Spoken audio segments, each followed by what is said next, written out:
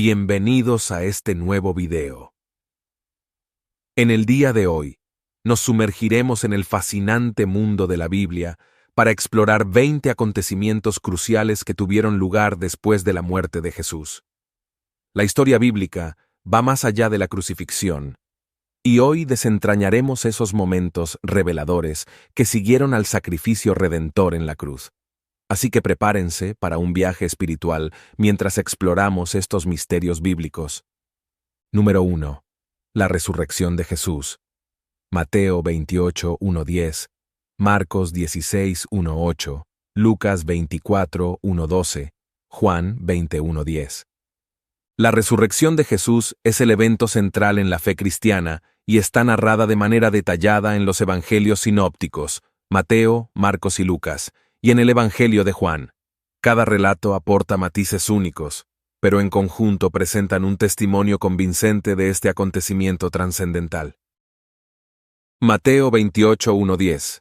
En el Evangelio de Mateo, María Magdalena y la otra María visitan la tumba de Jesús temprano en la mañana después del sábado. Un fuerte terremoto anuncia a un ángel que baja del cielo, que remueve la piedra que sellaba la tumba.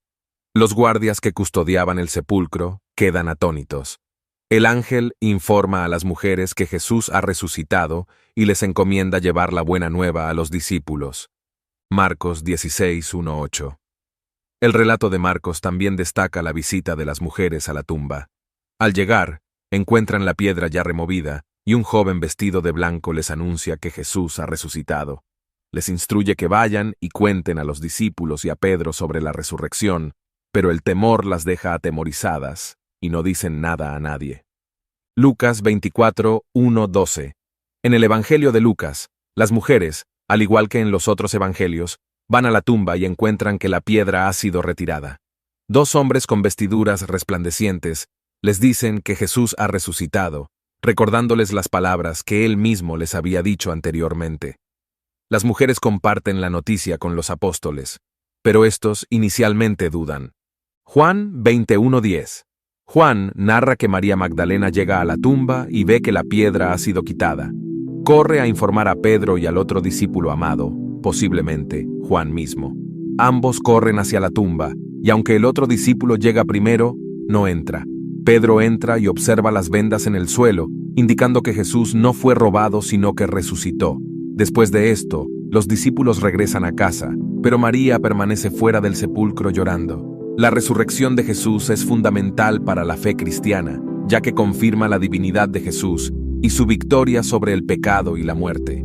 Cumple profecías del Antiguo Testamento, como la referencia al signo de Jonás, mencionada por Jesús, Mateo 12:30 y 8:40, estableciendo la base para la esperanza cristiana en la vida eterna. Este evento transformó a los seguidores de Jesús, que pasaron de la desesperación a la alegría, y se convirtieron en testigos apasionados de la resurrección, difundiendo el mensaje del Evangelio por todo el mundo. La resurrección no solo es un evento histórico, sino también un fundamento espiritual para la fe cristiana. Número 2. Apariciones de Jesús. Resucitado. Lucas 24, 13:49. Juan 20:11-29. Primera a los Corintios 15:5-8. Las apariciones de Jesús resucitado son momentos clave que fortalecieron la fe de sus seguidores y les encomendaron la importante misión de difundir el Evangelio. Estas apariciones, registradas en Lucas 24, 13-49, Juan 20:11-29 y Primera a los Corintios 15:5-8, ofrecen una visión profunda de cómo Jesús se reveló a sus seguidores después de su resurrección. Lucas 24, 13-49. Uno de los relatos más conmovedores se encuentra en el camino a Emaús, donde dos discípulos caminan tristemente, aún desconociendo la resurrección. Jesús se les une, pero sus ojos están velados para que no lo reconozcan. Durante la cena, al partir el pan, sus ojos se abren y lo reconocen. Esta aparición resalta la importancia de las Escrituras y la fracción del pan, simbolizando la comunión y la revelación de Jesús en momentos cotidianos.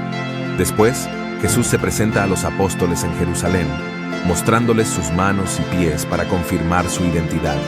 Les insta a tocarlo, demostrando su realidad física, y come ante ellos para demostrar que no es un espectro, sino una presencia corporal tangible. Les explica las Escrituras, abriendo sus mentes para comprender el cumplimiento de las profecías en su muerte y resurrección. Juan 20:11-29. El Evangelio de Juan destaca la aparición a María Magdalena, quien al principio no reconoce a Jesús. Cuando él la llama por su nombre, ella lo identifica. Posteriormente, Jesús se presenta a los discípulos en una habitación cerrada, mostrando sus manos y su costado.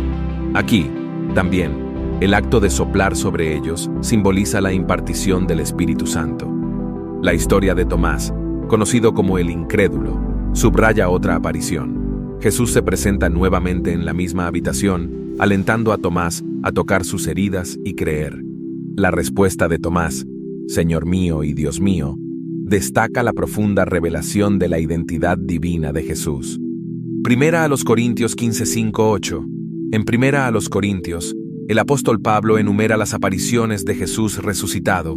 Destaca que Jesús se apareció a Cefas, Pedro, a los 12 apóstoles, a más de 500 hermanos a la vez, a Jacobo y a todos los apóstoles.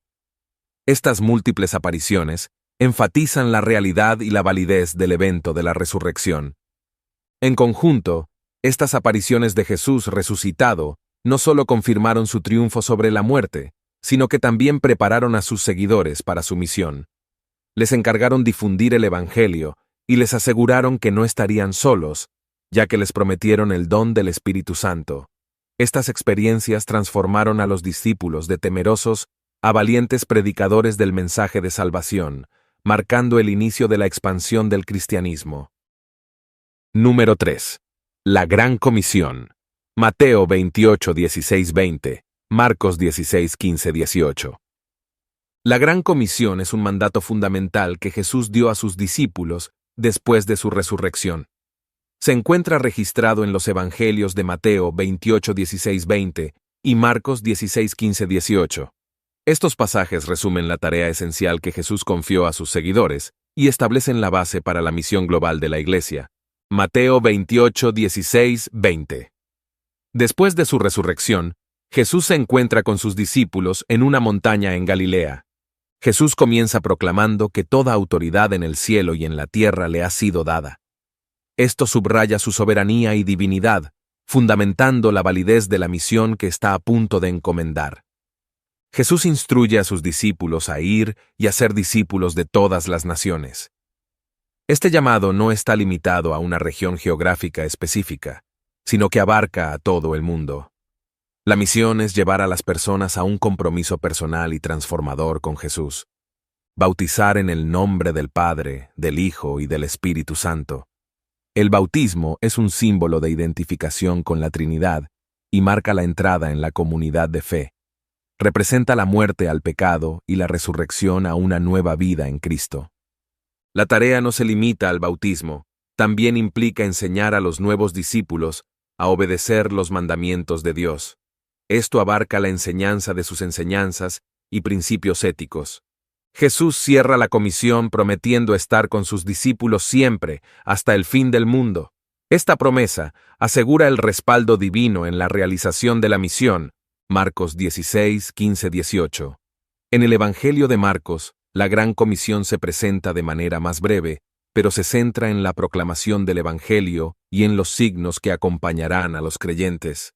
Jesús insta a sus discípulos a ir por todo el mundo y predicar el Evangelio a toda criatura. Esta es una llamada a la evangelización, llevando el mensaje de salvación a cada rincón del mundo.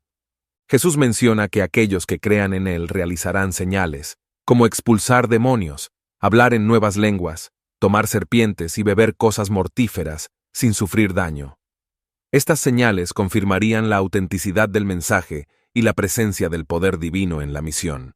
La Gran Comisión establece el propósito central de la Iglesia, hacer discípulos y extender el reino de Dios en todo el mundo.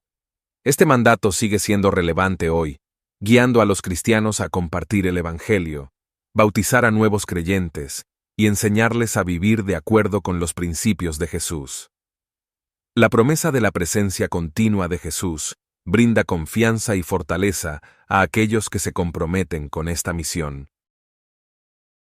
Número 4. La ascensión de Jesús. Lucas 24, 50-53, Hechos 1, 9, 11. La ascensión de Jesús es un evento crucial que marca el final de su ministerio terrenal y el inicio de una nueva fase en la historia de la redención. Se relata detalladamente en Lucas 24, 50-53 y Hechos 1, 9, 11. Y su significado va más allá de la simple partida de Jesús. Es un acto cargado de relevancia teológica y espiritual. Lucas 24, 50-53. En el Evangelio de Lucas, la ascensión ocurre en Betania, cerca de Jerusalén. Después de llevar a los discípulos hasta este lugar, Jesús alza las manos y los bendice. Mientras los bendice, se aparta de ellos y asciende al cielo. Los discípulos responden adorándolo y regresan a Jerusalén con gran gozo. Este pasaje resalta la naturaleza divina de Jesús al bendecir a sus seguidores antes de su partida y destaca la alegría que llena sus corazones después de entender más plenamente el significado de su ministerio y resurrección. Hechos 1, 9, 11. El relato en Hechos ofrece más detalles sobre la ascensión. Después de dar instrucciones a sus discípulos y prometerles el Espíritu Santo, Jesús es elevado ante sus ojos mientras están en el Monte de los Olivos. Dos hombres vestidos de blanco, identificados como ángeles, aparecen y aseguran a los discípulos que Jesús regresará de la misma manera en que lo vieron ascender. Esta promesa de un regreso futuro refuerza la esperanza cristiana en la segunda venida de Cristo. La ascensión destaca la exaltación de Jesús al ocupar un lugar de supremacía a la diestra de Dios Padre. Este acto subraya su soberanía sobre todo, reafirmando su identidad como el Señor de señores. Jesús, antes de ascender, promete enviar el Espíritu Santo para equipar a sus seguidores. Esta promesa se cumple posteriormente en el día de Pentecostés, Hechos 2, cuando el Espíritu Santo desciende sobre los discípulos, capacitándolos para la misión que Jesús les encomendó. La ascensión también se relaciona con la intercesión continua de Jesús en el cielo en favor de sus seguidores. La carta a los Hebreos presenta a Jesús como el sumo sacerdote que intercede por nosotros ante el trono de Dios, Hebreos 7:25.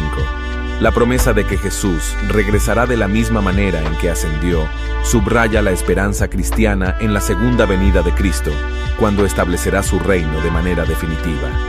La ascensión de Jesús, aunque marca su partida física, establece las bases para la obra continua de Cristo en la vida de los creyentes.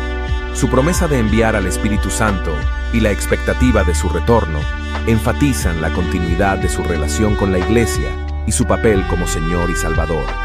La ascensión, por lo tanto, no es un adiós definitivo, sino más bien una transición hacia una forma de presencia y acción aún más profunda en la vida de aquellos que siguen a Jesús. Número 5. Elección de Matías como apóstol. Hechos 1:15-26. La elección de Matías como apóstol es un episodio significativo que ocurre en los primeros días de la Iglesia, después de la ascensión de Jesús. Este evento está registrado en Hechos 1:15-26 y tiene como objetivo llenar el vacío dejado por Judas Iscariote, quien traicionó a Jesús y murió. Después de la ascensión de Jesús, los discípulos regresan a Jerusalén y se reúnen en el aposento alto. Pedro señala la necesidad de llenar el vacío dejado por Judas Iscariote, citando las escrituras que hablaban sobre la necesidad de que otro ocupara su lugar. Salmo 109:8. La elección de Matías se lleva a cabo para restaurar el número original de apóstoles a 12, simbolizando la plenitud y la representación de las tribus de Israel. Alrededor de 120 personas, incluidos los apóstoles, se reúnen en el aposento alto. Pedro se levanta en medio de la asamblea y señala la necesidad de elegir a alguien para ocupar el lugar vacío de Judas. Hechos 1:15-26. Pedro establece ciertos criterios para aquellos que podrían ser considerados como candidatos para ocupar el puesto de Judas. El candidato debía haber estado con ellos desde el bautismo de Juan hasta la ascensión de Jesús para ser testigo de su ministerio y resurrección. Hechos 1:21-22. Dos hombres, José Barsabás y Matías, son propuestos como candidatos.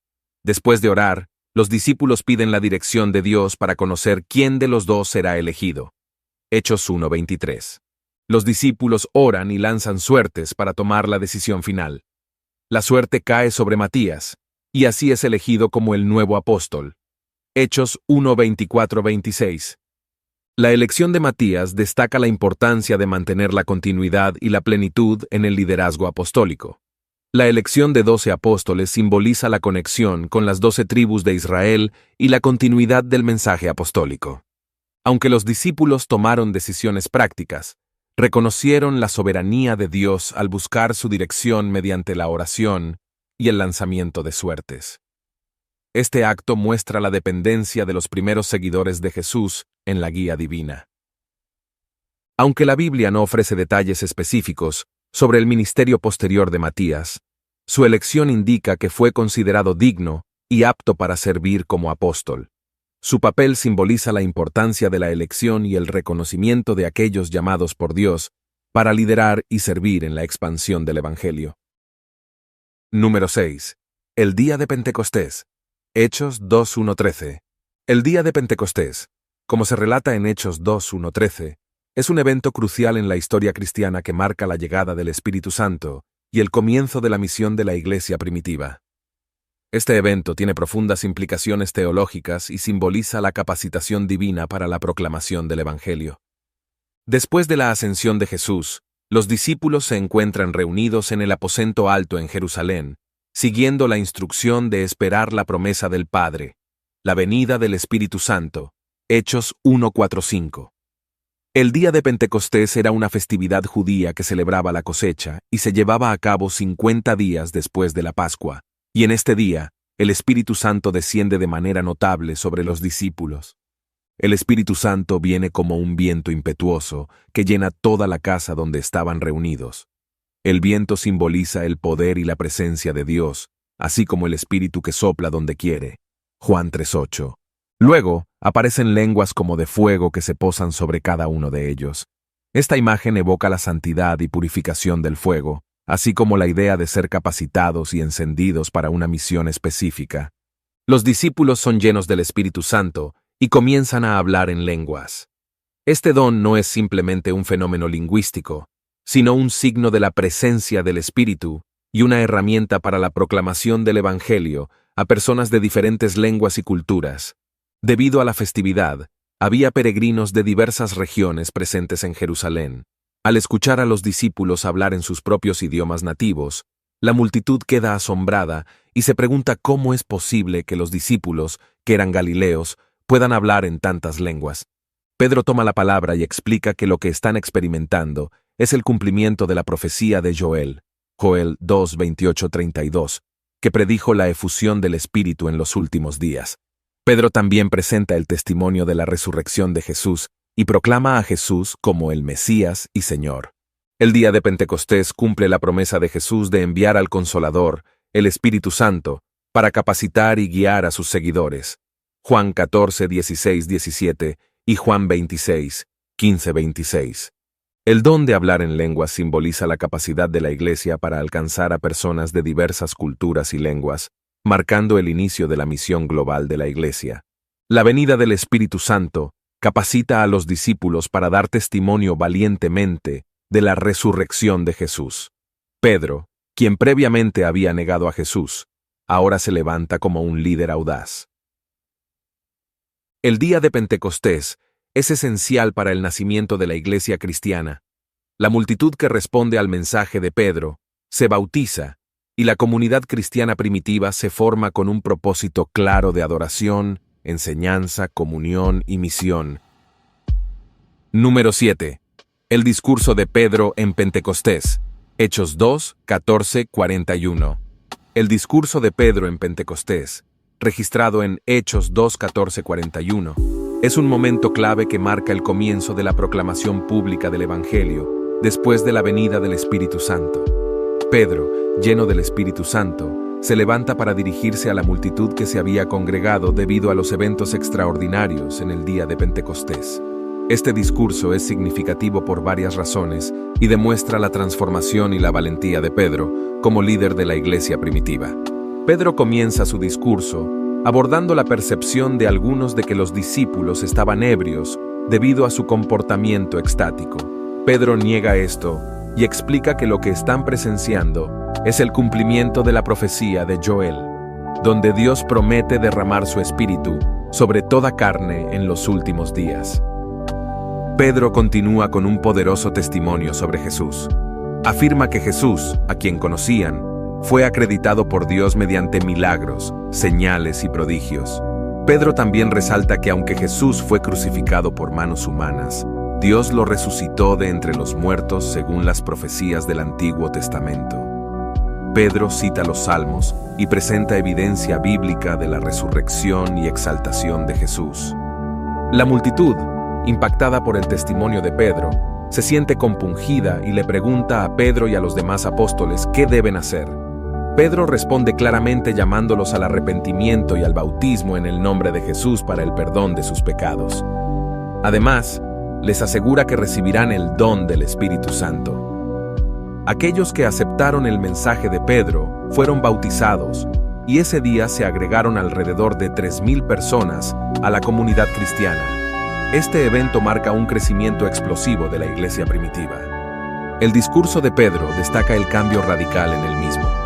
Anteriormente había negado a Jesús por miedo, pero ahora, lleno del Espíritu Santo, se levanta con valentía para proclamar el Evangelio con autoridad y poder.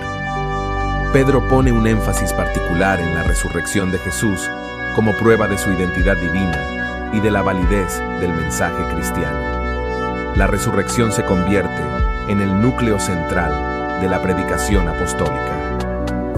La respuesta al mensaje de Pedro es la convicción y la pregunta de la multitud sobre cómo responder a la verdad presentada.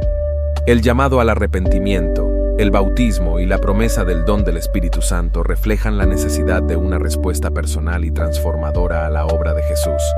La conversión de miles de personas en Pentecostés marca el inicio de la misión mundial de la Iglesia. La multitud era cosmopolita, representando a diferentes naciones, y el mensaje se extendió a través de los convertidos a sus lugares de origen. Número 8. Los primeros creyentes. Hechos 2:40 y 2:47.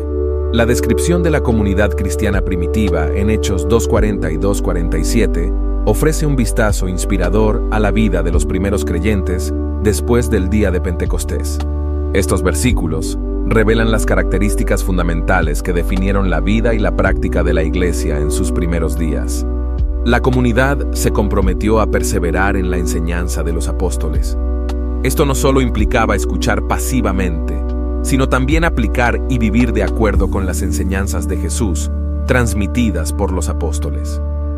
La comunión era una característica distintiva de la comunidad cristiana primitiva. Los creyentes compartían sus vidas, recursos y necesidades de manera tan profunda que se formó una verdadera comunidad de fe. La koinonía, o comunión, extendía más allá de lo meramente material, abarcando la participación en la vida espiritual y emocional unos de otros. La fracción del pan, que hace referencia a la Cena del Señor o la Eucaristía, era una práctica regular en la comunidad.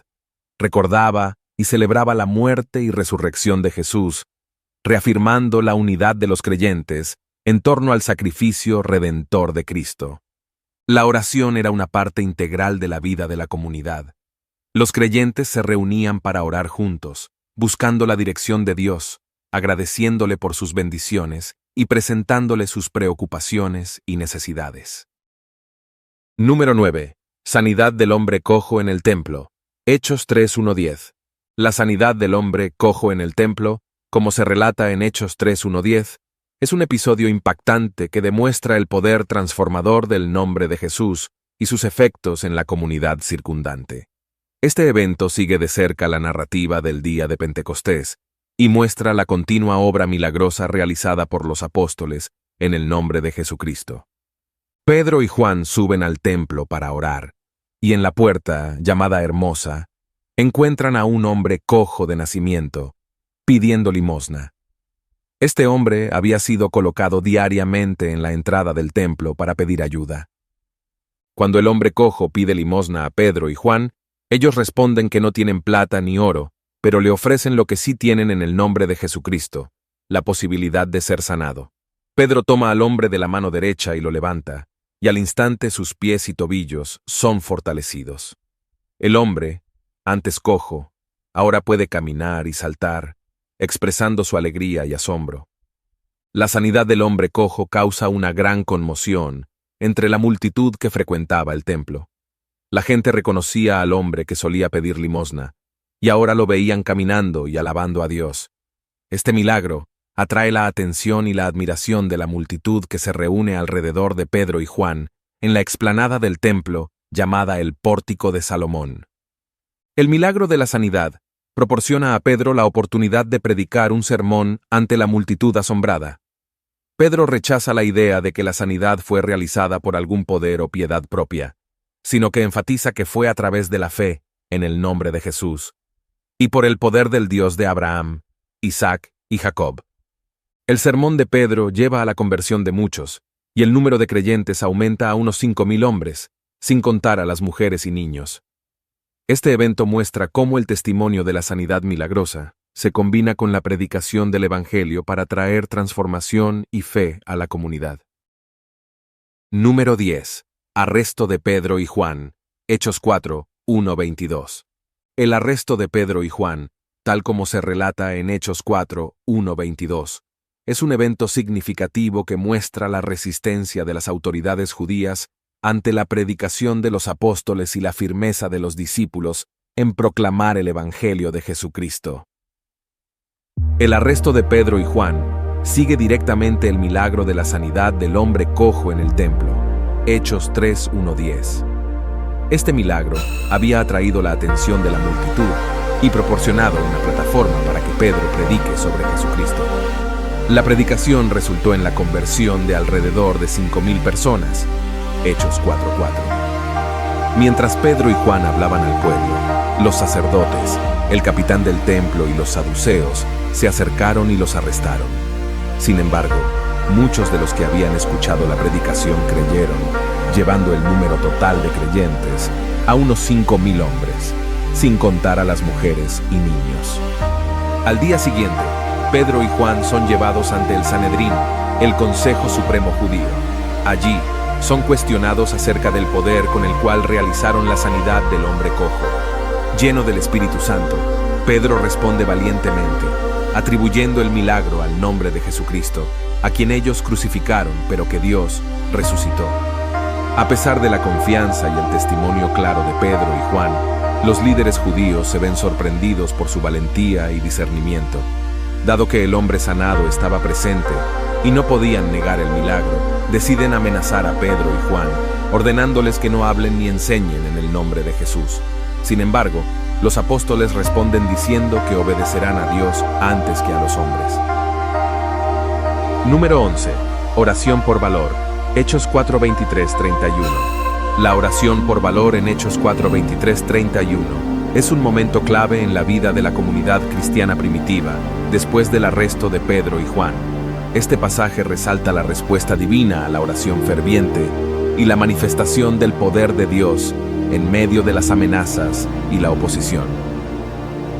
Después de ser liberados por los líderes judíos y amenazados para que no hablen más en el nombre de Jesús, Pedro y Juan regresan a la comunidad cristiana.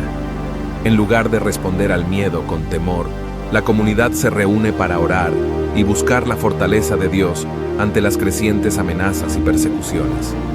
La oración comienza reconociendo la soberanía de Dios como creador del cielo y la tierra.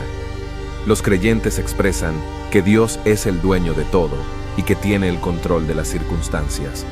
Además, recuerdan las profecías que señalaban la oposición al Mesías y reconocen la ejecución de estas profecías en la crucifixión de Jesús. La comunidad cristiana no pide a Dios que elimine las amenazas o las persecuciones, sino que solicita valentía y poder para seguir proclamando el mensaje de Jesús. Piden que Dios conceda señales y maravillas para confirmar su mensaje, y que lo haga en el nombre de Jesús. Después de que la comunidad termina su oración, el lugar donde están reunidos tiembla, y todos son llenos del Espíritu Santo. Este temblor y la manifestación del Espíritu Santo son evidencias tangibles de la respuesta divina a su oración. Más allá de fortalecer su valor, la manifestación del Espíritu Santo es un recordatorio de la presencia continua de Dios con ellos. Número 12. Ananías y Zafira. Hechos 5:1-11. La historia de Ananías y Zafira en Hechos 5:1-11 es un relato impactante que destaca la santidad y la seriedad de la presencia de Dios en la primitiva comunidad cristiana. Este incidente sirve como una advertencia seria sobre la hipocresía y la falta de integridad en la adoración y las prácticas financieras dentro de la iglesia. Después del día de Pentecostés, la comunidad cristiana primitiva en Jerusalén experimenta un profundo sentido de unidad y compartición de bienes. Los creyentes venden sus posesiones y comparten los ingresos para garantizar que nadie pase necesidad. En este contexto, Ananías y Zafira deciden vender una propiedad, pero en lugar de dar toda la ganancia a la comunidad, retienen parte de ella para sí mismos, mientras pretenden haber dado todo. Ananías y Zafira venden una propiedad, pero en lugar de dar toda la ganancia a la comunidad, deciden retener parte de ella para sí mismos. Esto, en sí mismo, no habría sido un problema si hubieran sido honestos acerca de su contribución. Ananías, al presentar su ofrenda a los apóstoles, miente sobre el monto total que recibieron por la venta de la propiedad. Pedro, lleno del Espíritu Santo, confronta a Ananías, señalando que no mintió a los hombres, sino a Dios. Después de escuchar las palabras de Pedro, Ananías cae muerto. Este juicio divino evidencia la seriedad de mentir y engañar en la presencia de Dios y la comunidad cristiana. Algunas horas después, llega Zafira sin saber lo que le ha sucedido a su esposo. Pedro le pregunta sobre el precio de la propiedad y, al confirmar la mentira, le advierte sobre la prueba del Espíritu Santo. Cuando Zafira escucha estas palabras, cae muerta también. La noticia de la muerte de Ananías y Zafira se difunde por toda la iglesia y por todos los que oyen hablar de ello. Como resultado, surge un gran temor y reverencia hacia Dios en toda la comunidad y entre aquellos que escuchan el relato. Número 13. Los apóstoles en la prisión. Hechos 5:17-42. La narrativa de los apóstoles en prisión, tal como se relata en Hechos 5:17-42, es otro episodio notable en la historia de la iglesia primitiva. Este pasaje destaca la intervención divina, la valentía de los apóstoles y la determinación de proclamar el Evangelio a pesar de la oposición y el peligro. Después del incidente con Ananías y Zafira, la comunidad cristiana en Jerusalén sigue experimentando un crecimiento notable.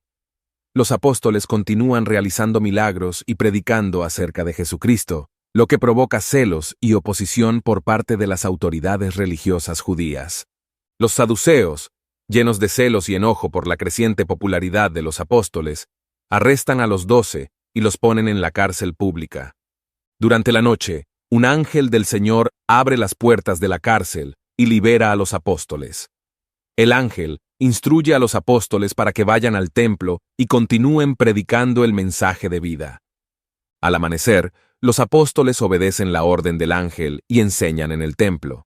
Cuando las autoridades descubren la ausencia de los apóstoles en la cárcel, envían a los guardias a traerlos. Sin embargo, los apóstoles no se encuentran en la cárcel. Están en el templo enseñando al pueblo.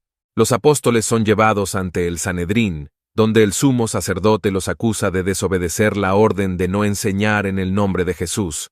Pedro, lleno del Espíritu Santo, responde valientemente, afirmando que deben obedecer a Dios antes que a los hombres y testificando acerca de Jesucristo y de la resurrección. El consejo judío se enfurece ante las palabras de Pedro y decide matar a los apóstoles. Sin embargo, Gamaliel, un fariseo respetado, aconseja la prudencia y sugiere que si el movimiento es de Dios, no podrán detenerlo y podrían encontrarse luchando contra Dios mismo. Después de azotar a los apóstoles, se les ordena nuevamente que no hablen en el nombre de Jesús. A pesar del sufrimiento físico y la amenaza, los apóstoles salen de la presencia del Sanedrín regocijándose porque habían sido considerados dignos de sufrir deshonra por el nombre de Jesús. Continúan enseñando y predicando en el templo y en las casas sin cesar. Número 14. Elección de los 7 diáconos. Hechos 6:1-7. La elección de los 7 diáconos, como se relata en Hechos 6:1-7, es un episodio significativo en la historia de la Iglesia primitiva. Esta elección se produce en respuesta a tensiones internas relacionadas con la distribución equitativa de los recursos y el servicio práctico dentro de la comunidad cristiana en Jerusalén. A medida que la comunidad cristiana crecía, surgieron desafíos prácticos en la administración y el servicio diario. Entre los creyentes de habla griega, se percibía que sus viudas estaban siendo descuidadas en la distribución diaria de alimentos en comparación con las viudas de habla hebrea. Esta desigualdad generó tensiones y llevó a la necesidad de una solución. Elementos clave de la narrativa. Hechos 6:1-7. Se identifica un problema en la comunidad cristiana relacionado con la distribución equitativa de alimentos entre los creyentes de habla griega y los de habla hebrea. Las viudas de habla griega se sentían descuidadas en la distribución diaria. Los apóstoles, liderados por Pedro, proponen una solución para abordar este problema. Sugieren que se elijan 7 hombres llenos del Espíritu Santo y de sabiduría para ocuparse de las necesidades prácticas y la distribución de alimentos. Este enfoque permitiría a los apóstoles centrarse en la oración y la enseñanza de la palabra de Dios. La propuesta es bien recibida por la comunidad.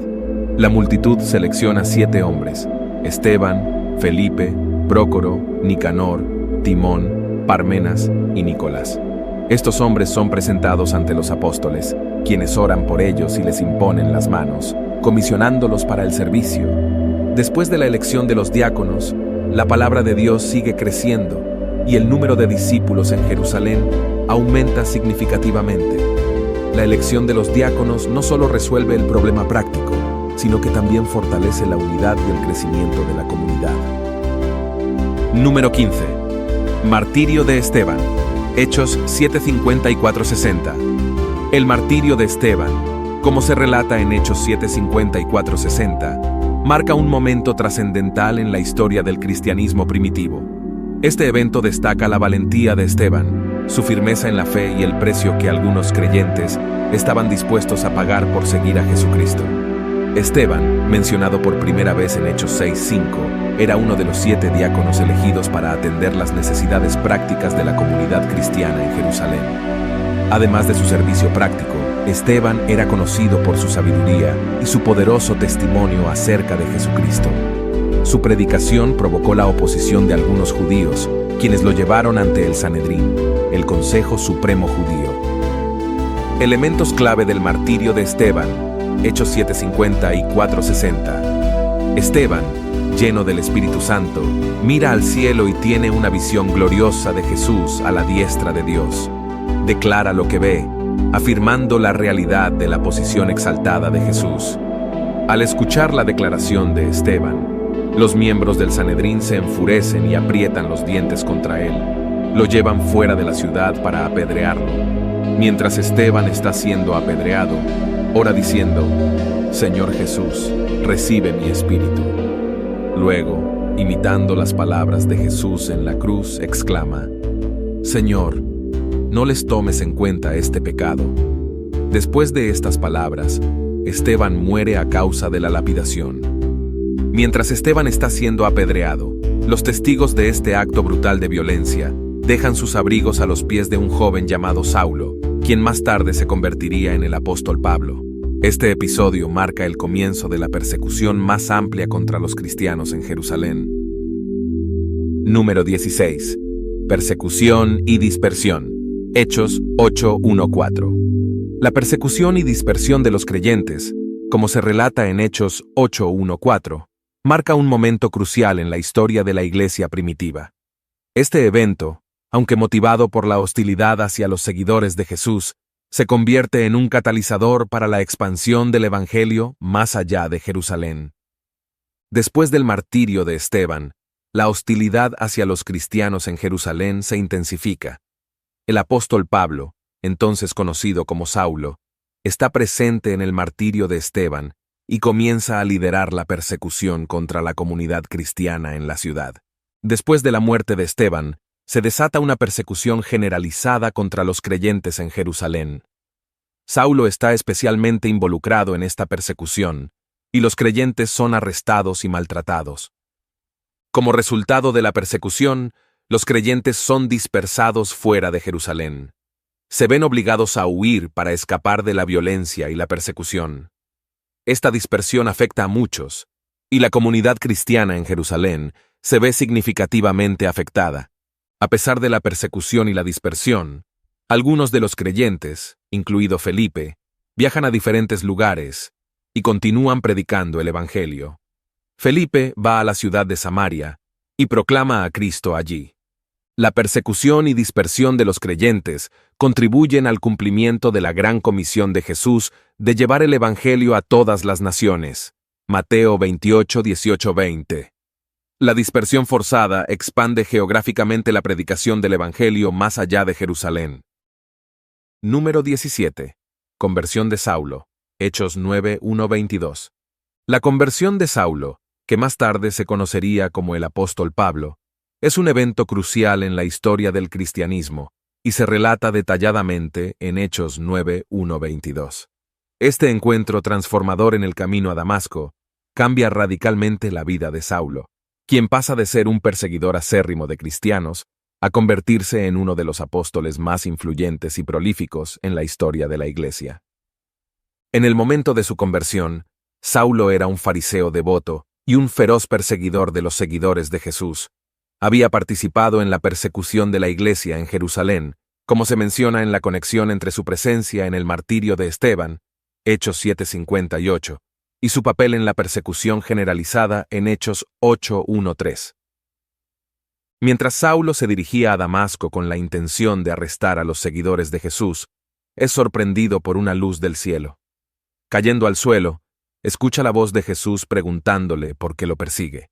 Saulo se da cuenta de que está hablando con el Señor y pregunta qué debe hacer. Jesús le instruye que continúe hacia Damasco, donde se le dirá qué hacer. Después del encuentro, Saulo queda ciego y es guiado a Damasco por sus compañeros de viaje. Durante 3 días, permanece en ayuno y oración, reflexionando sobre la experiencia sobrenatural que ha tenido. En Damasco, el Señor se aparece en una visión a Ananías, un discípulo de Jesús. Ananías recibe instrucciones para ir a la casa de Judas y encontrar a Saulo, quien está orando. Ananías, a pesar de sus reservas iniciales debido a la notoria persecución de Saulo, obedece y visita a Saulo. Al imponer las manos sobre él, Saulo recupera la vista y recibe el Espíritu Santo. Después de su encuentro con Ananías, Saulo se levanta, es bautizado y toma alimento. Este acto simboliza su identificación con la muerte, sepultura y resurrección de Jesucristo, marcando su nueva vida en Cristo. Inmediatamente después de su conversión, Saulo comienza a predicar en las sinagogas de Damasco, proclamando que Jesús es el Hijo de Dios. Su transformación es tan radical que asombra a quienes lo escuchan, y la noticia de su conversión se extiende rápidamente. Número 18. El Concilio de Jerusalén. Hechos 15, 1-29. El Concilio de Jerusalén, como se describe en Hechos 15, 1-29, es un evento clave en la historia del cristianismo primitivo. Este concilio aborda la cuestión fundamental de la relación de los gentiles convertidos al cristianismo con la ley judía, especialmente en lo que respecta a la circuncisión. La decisión tomada en este concilio tiene amplias implicaciones para la unidad de la Iglesia y para la expansión del Evangelio entre los no judíos. La cuestión que da origen al Concilio de Jerusalén surge en el contexto de la expansión del Evangelio entre los gentiles. La predicación a los no judíos conduce a la conversión de muchos, pero surgen tensiones sobre la necesidad de cumplir con ciertas prácticas de la ley judía, como la circuncisión. Algunos judíos creyentes insisten en que los gentiles convertidos deben ser circuncidados y obedecer la ley de Moisés para ser salvos. Esta controversia genera conflictos y desacuerdo entre los creyentes. Debido a la creciente controversia, se decide convocar un concilio en Jerusalén para abordar la cuestión. Los apóstoles y ancianos se reúnen para discutir el asunto. Pedro, Pablo y Bernabé comparten sus experiencias misioneras entre los gentiles y cómo Dios ha demostrado su aceptación de ellos, sin imponer la carga de la ley judía. Pedro destaca que la salvación es por la gracia de Jesucristo. Santiago, líder de la iglesia en Jerusalén, toma la palabra y resume la discusión. Propone una decisión que no imponga cargas innecesarias a los gentiles convertidos, sino que establezca algunas restricciones para fomentar la unidad en la iglesia. Se redacta una carta a los gentiles convertidos, expresando la decisión del concilio. La carta subraya que la salvación es por gracia y establece algunas restricciones específicas para evitar la ofensa a los judíos y fomentar la unidad entre los creyentes judíos y gentiles. El Concilio de Jerusalén reafirma la enseñanza central de la salvación por gracia a través de la fe en Jesucristo. La decisión del concilio subraya que la circuncisión y la observancia de la ley no son requisitos para la salvación. Número 19. Viajes misioneros de Pablo, Hechos 13:28. Los viajes misioneros de Pablo, registrados en Hechos 13:28, son una parte fundamental de la historia del cristianismo primitivo. Estos viajes representan el esfuerzo incansable de Pablo por llevar el Evangelio a diferentes regiones, establecer comunidades cristianas y fortalecer a los creyentes. Aquí se detallan los 3 viajes principales de Pablo. Primer viaje misionero, Hechos 13:14. Comienzo en Antioquía. Pablo, junto con Bernabé y otros, es enviado por la iglesia de Antioquía en respuesta a la guía del Espíritu Santo. Chipre.